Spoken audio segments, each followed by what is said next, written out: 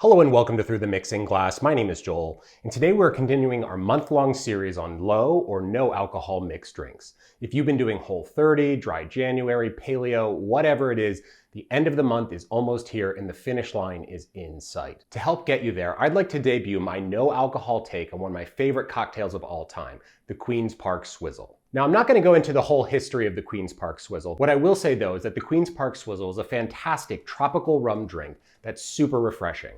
If you haven't had one yet, you absolutely need to do that. Unless you're doing Dry January. You should finish that first and then have one. In the meantime though, why don't you make my no alcohol version? All right, let's get started.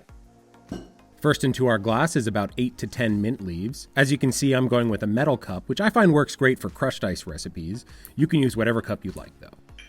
Next is half an ounce of freshly squeezed lime juice. We're following that with half an ounce of simple syrup. This would also work nicely with a demerara syrup. Next, we're going to take our muddler and give the mint leaves a firm but gentle press. We're not trying to pulverize the mint, just enough to express their oils.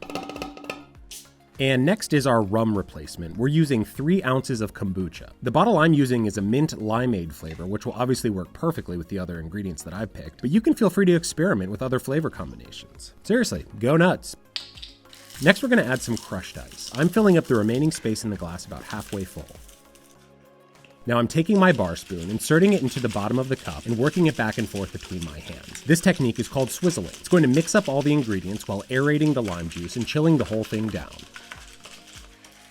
Now let's top off the drink with a fresh cone of crushed ice.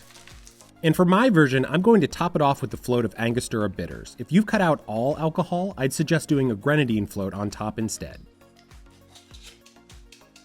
Garnish for this is a freshly spanked sprig of mint. And there we have it, my Riverside Park Swizzle. Let's give it a try.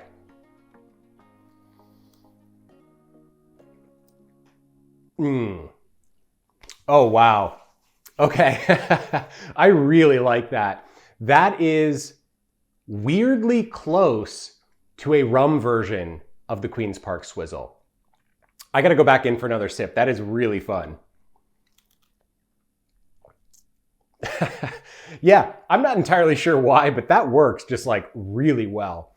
You get the first thing you put your nose right in there, you get that fresh mint aroma. That's why you want to put the straw right next to the mint. You really want to inhale that aroma while you take a sip, which I'm going to do that again right now. That is delicious. You get the lime, you get kind of the funkiness. If you've never had kombucha, it's kind of got a funky, earthy taste to it.